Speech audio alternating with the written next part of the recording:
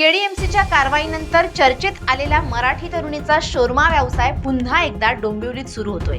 मराठी तरुणी एकता सावंत हिने मनसे अध्यक्ष राज ठाकरे यांचा फोटो लावून शोरमाचा स्टॉल उभारलाय।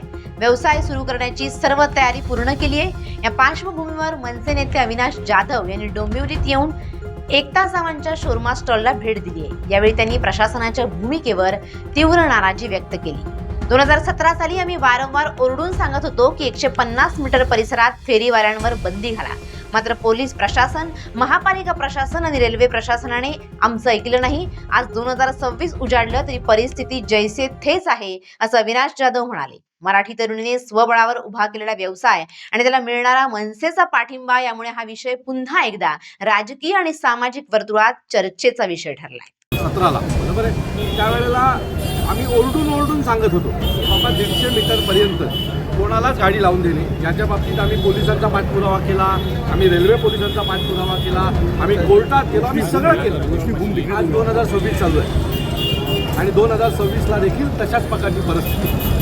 जर कोर्टाला घेणं देणं नसेल, जर पोलिसांना घेणं देणं नसेल, जर रेल्वे पोलिसांना घेणं देणं नसेल आणि जर बाहेरनं येणारी लोक इथे धंदा लावणार असेल तर एक मराठी पोरगी देखील इथे धंदा लावणार, त्याच्या पाठी आम्ही खंबीर उभे राहणार। आता दुकानाला सुरुवात झाली आहे। अविनाश दादांनी खूप मदत केली आहे मला गाडीसाठी पण। गाडी जी आज उभी आहे आपली नवीन, ती त्यांच्याचमुळे। मी जेव्हा गाडी यूज करत होती ती रेंटनी यूज करत होती। दादांनी मला खूप मदत केली आहे। आणि दुसरी गोष्ट, दादांनी मला खूप हिंमत दिली की तू करू शकते।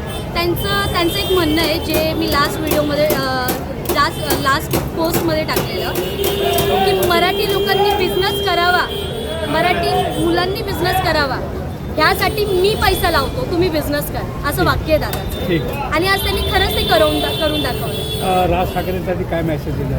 मला एवढंच वाटतं की त्यांनी इथे एकदा व्हिजिट करावं। मी दादाला बोलली होती पण ते बोलले थोडेसे बिझी आहेत, पण जेव्हा पण इथे येईल खूप खूप खूप आनंद होणार, खूप दादा। ठीक आहे।